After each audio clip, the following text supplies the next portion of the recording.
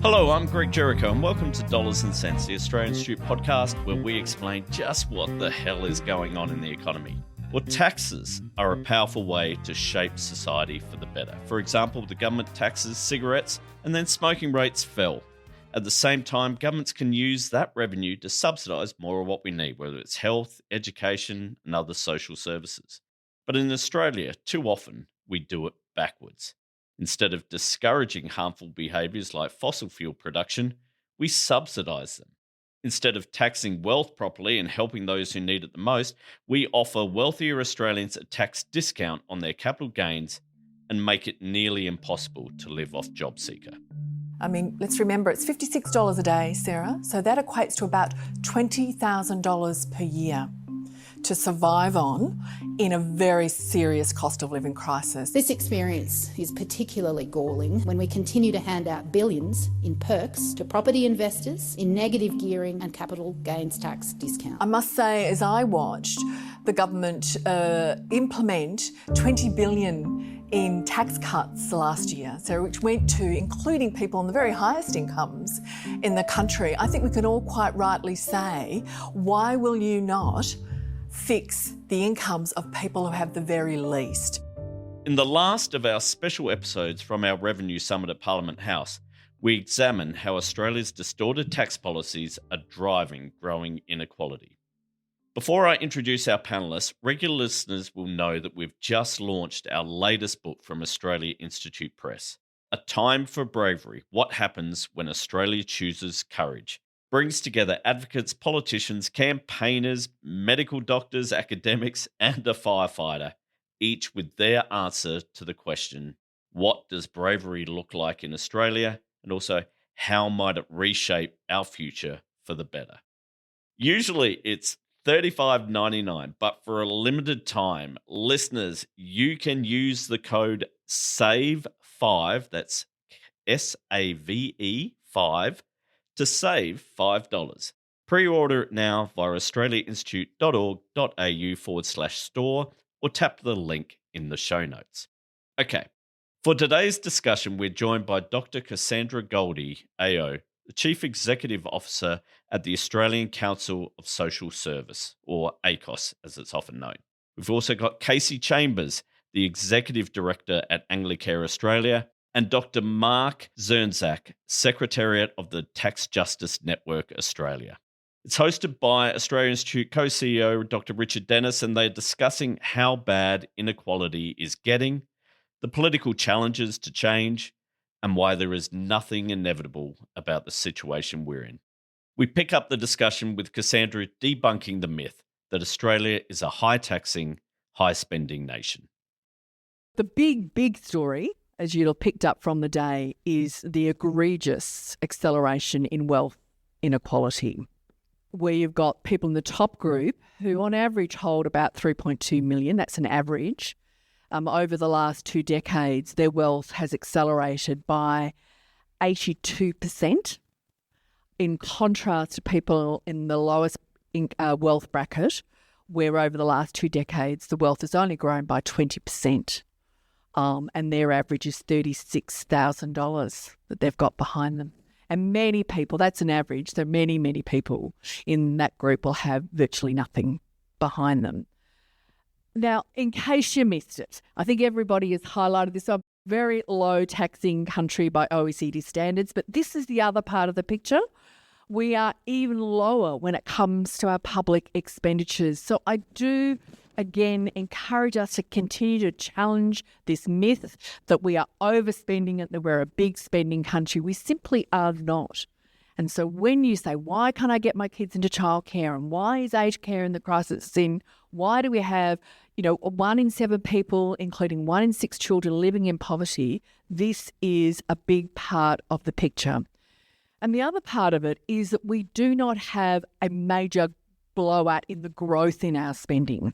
In fact, in the federal budget picture now, we are bolted down. In fact, we have lower commitments over public expenditures, 1.3% growth, which is below the long-term average that we've had in the past of 1.7%. So we are going backwards in terms of the growth that we need to invest in all the good things that a good society needs. We've talked a lot about the 1% and the billionaires, and I understand why we do that.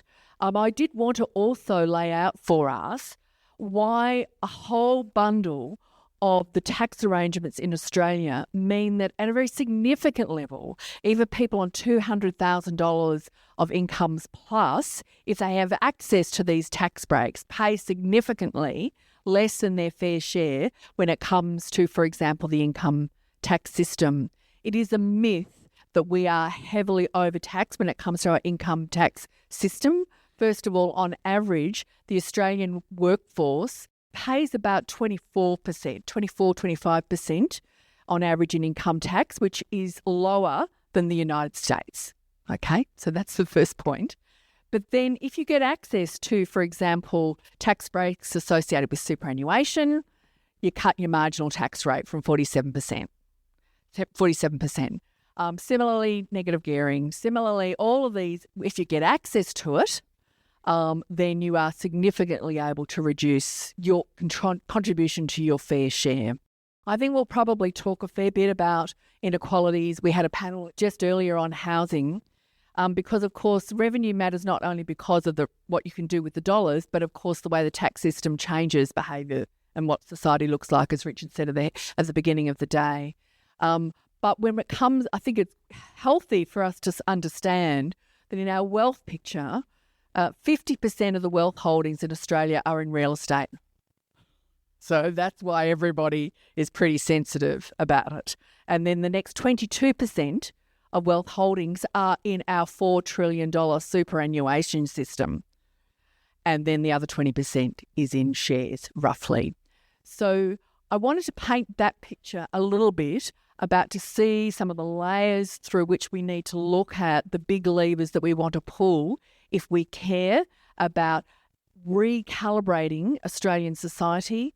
I think this is a room of people who understand the social implications of accelerating inequalities. We are going in the wrong direction, and none of the policies that are on the table at the moment will change that picture that we've had over the last 20 years. And that's why, for us, this really matters. It matters because of what we can do with the dollars to help people who are the most in the most egregious situations, but it also matters as a whole society because of that greater sense that somehow something is deeply wrong with this system when people who are wealthy are getting far wealthier on our watch and people who don't have a lot are falling further and further behind.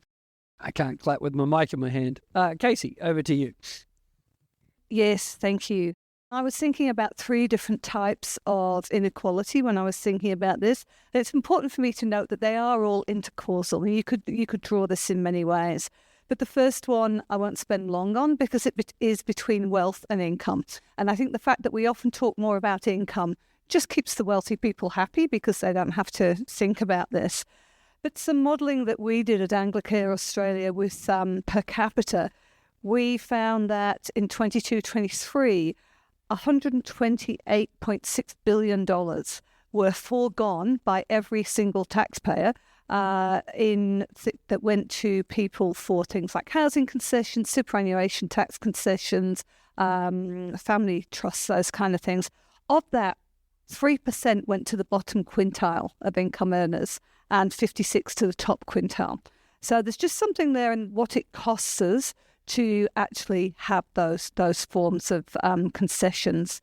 The other thing that always hits me around there is sort of, it sounds like those sort of Marxism 101, but if you get your income from wages, then you're taxed very differently. So that really is sort of working class. And if you get it from property and ownership, then you're taxed very differently. And so that thought of a dollar is a dollar, no matter how much you own it, and how and that should be taxed accordingly. The second way that I was drawing the line is the inequality between the different levels of income at the moment. And we've heard a lot about the 1%, the 2%. I'm a bit lazy, so I'm thinking in terms of quintiles, and it probably targets people a bit less. But again, if we looked at increasing only 3 benefits, JobSeeker, carers payment and parenting benefit for singles, again, our modelling shows us, and based on, not just our own, but that would be costing $111 billion by 2033. If we contrast that with only housing tax concessions, 165. So we can see where we might want to put that. Do you want to put that money, if we want to think about equality, into the poorest or the lowest quintile, or do you want to put it into the richest? We've also done some thinking. I know it's not strictly tax, but we've done some thinking. I'll just throw it out there about a permanent basic income. And I've been doing a lot of thinking too about, well, why are we not asking why we wouldn't have equality? Why we have broken our backs trying to think about how to prove and how to give evidence to various governments about why you would increase income support. And it comes down to something ideological, I think. But when we asked a large number of people who were on Centrelink benefits, what would you do if you had a permanent basic income? The answers we got were, I would improve my financial situation, I'd pay off debts and save. I would spend more time caring. I would spend more time volunteering, and I would look to increase my skills in education. Nobody told us that they would bomb around and buy more drugs or go to Bali surfing. So I think we just need to sort of cut that down where it gets to. We also want to do a lot of thinking about the kind of money that we spend on trying to get people nominally back into employment. That's $7 billion on employment services. We would state that people get jobs in spite of that rather than because of. And we could spend quite a bit of money creating permanent jobs that would actually be of benefit to the environment, of benefit to society. And the final way in which I think we can split this is the equality between generations. We are about to see, and it's a figure that blows my mind, mainly because I don't actually know how many zeros there are in a trillion. I'm flanked by economists, so they'll be able to tell me. But we're about to see $3.5 trillion in the next 20 years in Australia transfer between one of our largest generations to the next. And we are outliers internationally in how that's treated. So we need to, I think, grasp that bull by the horns, particularly super. If we don't grasp that bull by the horns soon, just to move my analogies around or my cliches, we are in danger of that becoming another sacred cow, like the family home. We want to make sure that, we can probably still grab that runaway horse and make sure that super is known to be a retirement payment, not something to be passed to the next generation. So those were the 3 ways that I wanted to cut it. The cost of inequality is huge. It is enormous for the individuals who don't have that greater income, who, are really living hand to mouth. It's enormous to society if you look at what we pay for instead, in terms of health, in terms of justice, in terms of opportunity costs of those people. But it's also enormous in terms of the cost to the taxpayer. Again, if we look at the amount of sheer money that is going in making that choice for us to have an inequality in our system. So I think my bottom line is really, people often say to me that poverty or inequality is a wicked problem. It is not. It is a problem we are choosing to have. We have this tax system. As someone said earlier, we know what's going wrong with it. The tax system is doing exactly what it's designed to do, and we can see the effects of that. And we need to be starting to ask people, why wouldn't we work towards equality rather than accepting this myth that there is a scarcity?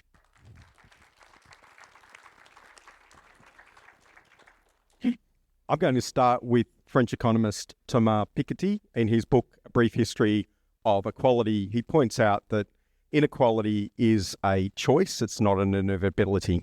You've already had some data on inequality. I will point out there is a variety of data out there. ACOSS and the University of New South Wales do a great job. There's Australian Bureau of Statistics. Oxfam presented some data as well. There's work by Professor Miranda Stewart at the University of Melbourne. There's Hilda data. There's productivity data. Some of them disagree, but there are some very key points to be brought up here. One is that a finding is that wealth is sticking. So for the top people in the top 1% are tending to hang on to that wealth. There's not a lot of mobility. And that is one of the major impacts of high levels of inequality, is it reduces social mobility and it entrenches disadvantage within a society. I'm going to use Miranda Stewart's work here. she actually found there was a decrease. She looked at 2002 to 2018. There was a decrease in financial inequality between the bottom 10% and the top 10%. But if you looked at property ownership in terms of wealth, property ownership favours the top 10%. And the bottom 30% of society don't own housing. So what we're seeing is an accumulation of wealth. For those in the bottom 10%, that income that they've gained also largely appears in their super. Now, when it appears in their super, it actually means they lose on the age pension. So it's a bit illusionary about the amount of wealth they're gathering there. Now, there is a paradox here too, because in actual fact, the psychological research seems to suggest we're actually hardwired for equality. So I can point you to Rutger Bregman in his book Humankind, covers this very well. If you have a look at Andrew Lee's just done an update of his book Battlers and Billionaires, he finds that Australians would prefer to live in a more equal society. And in actual fact, most people think our society is more equal than it relatively is. So we have this paradox between we have a system that's generating inequality while we're hardwired to actually want a more equal society. And a whole lot of psychological testing shows that we want more equality. So those actually generating this inequality have to work really hard to get us to do this. Now, I attend a lot of conferences dealing with tax justice, and you've heard some really worthwhile tax justice options today. So I'm just going to finish to talk a little bit about one of the big challenges we have is how do we make those things a reality, and what are the challenges we face in doing that. And again, I'm going to go to psychological research in this case. So there is a thing, Daniel Kahneman covered this in his book, Thinking Fast and Slow. There's a thing called loss aversion. And basically that is once you have a privilege, you fight really hard to keep that privilege compared to those who might campaign to try and overcome that and create positive reform. So we're really up against it in that sense. Chris Voss covers this also in his book, Never Split the Difference. And I can give you an example of that. So last year, the government had this crazy idea that tax advisors should have an obligation that if they find their client has made a mistake in their tax return, they should have an obligation to tell their client, we think you've made a mistake, you need to correct it. And if the client refused to do that, then the tax advisor has to inform the tax office that there's an error in this tax return. Now, the tax advisors went ballistic. They said, well, that's outrageous. It's not our role to enhance the public interest or enforce tax law. We're like lawyers. Our role is only to our client to do whatever they want. And so there was a few of us lobbying for that, but we were told from the inside there were like 3 of us lobbying to try and help the government's position in terms of lobbying around this particular measure. Maybe that's an exaggeration. One of those was an advisor in Barbara Pocock's office. By comparison, we were told there were 70 lobbyists on the other side lobbying against having this measure. Now, they didn't win. They managed to knock some paint off the reform, but they didn't kill it altogether. I think the other thing is, we see those who wish to defend this sort of wealth and privilege often fight for every last millimetre. We've seen that with the superannuation industry. They fight really, really hard. And it does mean one of the things we need to do is really help government win small skirmishes to demonstrate momentum that socially just tax reform is possible. Because without that momentum, if a government can't win a skirmish, it's going to be much harder to persuade it it's worth taking on a major struggle in tax reform. Thanks, Mark. We haven't had any disagreement today, so why don't we start with one now? I'm not sure that's true about the skirmish. I think one of the problems that the government has is by picking things that no one understands, like changes to taxation on balances over $3 billion and complicated debates about how unrealised capital. See, I'm bored already. So I hear what you're saying, government gets a little win and then they'll have a big win.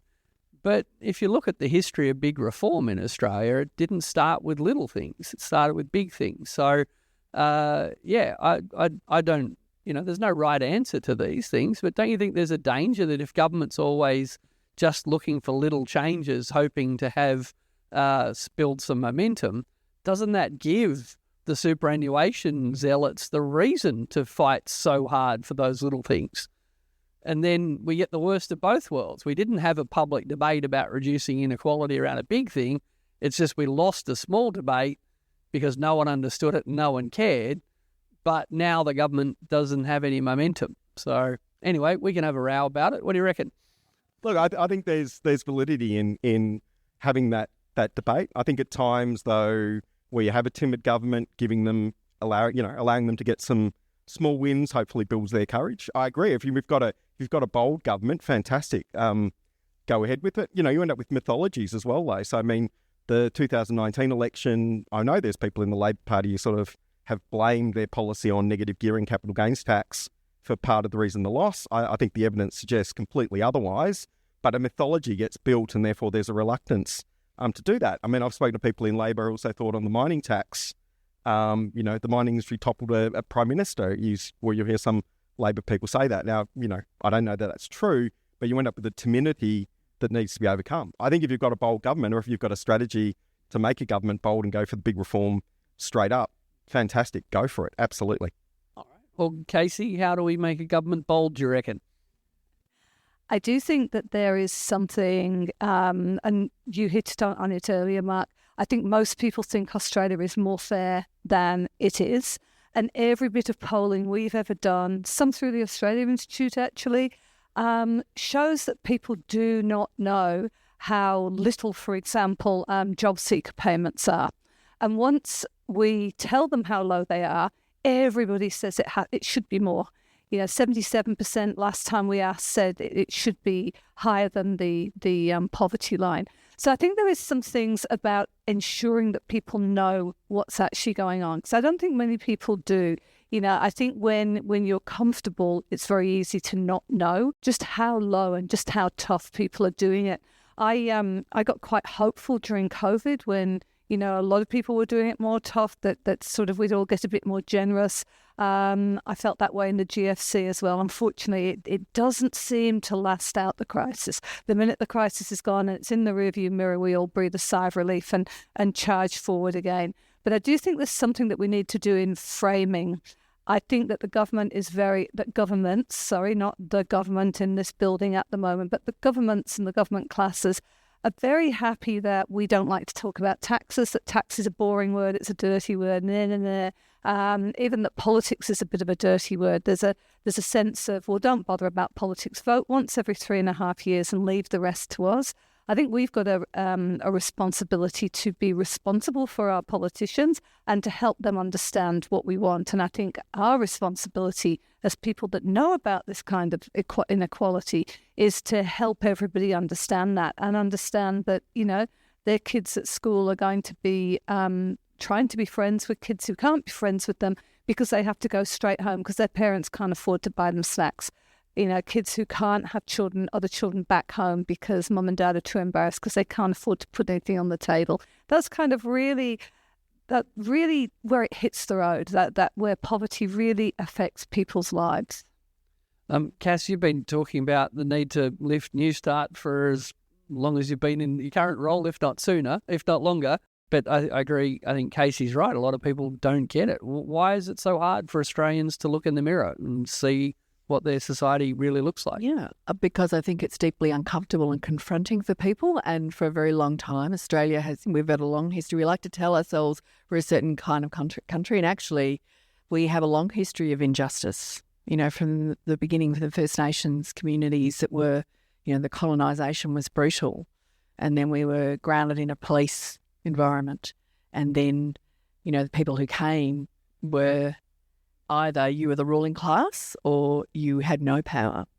So we've got to really understand the origins of this country, and because all of us should continue to call for the fixing of the adequacy of Australia's unemployment payment. It's an absolute disgrace. And every time somebody says, "Oh, but Cass, aren't you sick of talking about that?" I said, "What are you saying?"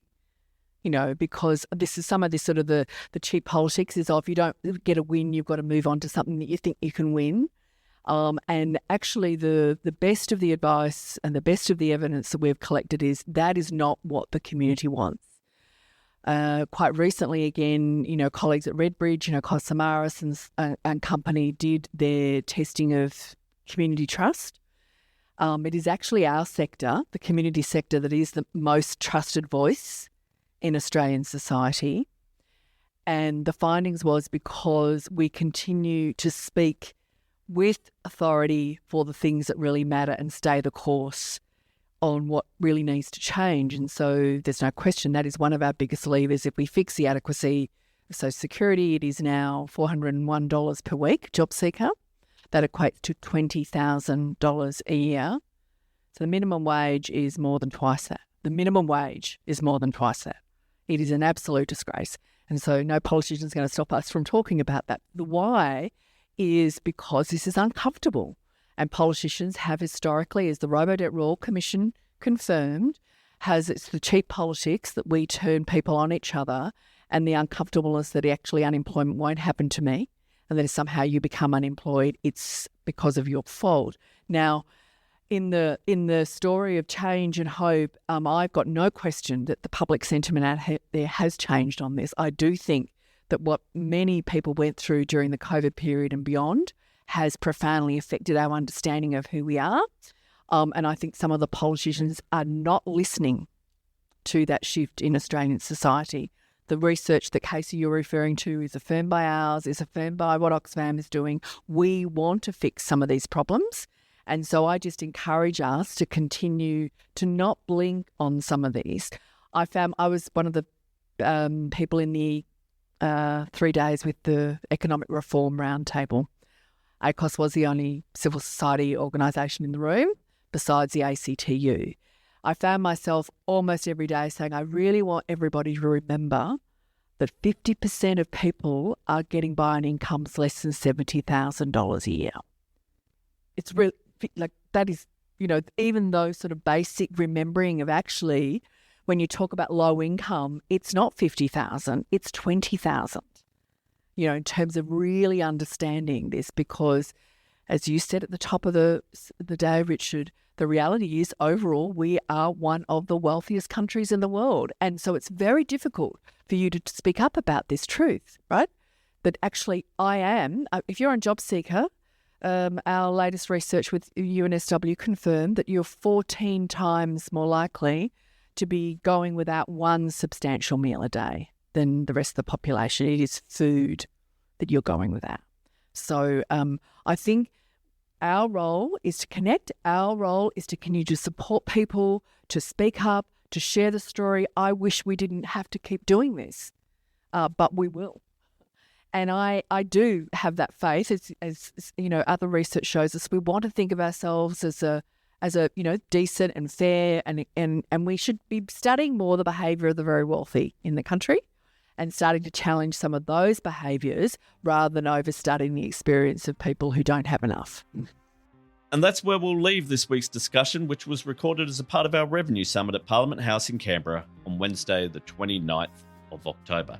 We'll be back with our regular programming next week with me and Eleanor, and we'll be diving into GDP, which is coming out, also some latest housing figures, a whole heap to tune into. Just a reminder that you can save $5 off our book, A Time for Bravery, What Happens When Australia Chooses Courage, by using the code SAVE5. Remember, that's SAVE 5. Pre-order it now at australianstudent.org.au/store, or just click on the links in the show notes. As always, our music is from Blue Dot Sessions. I'm Greg Jericho. See you next week. Thanks for listening.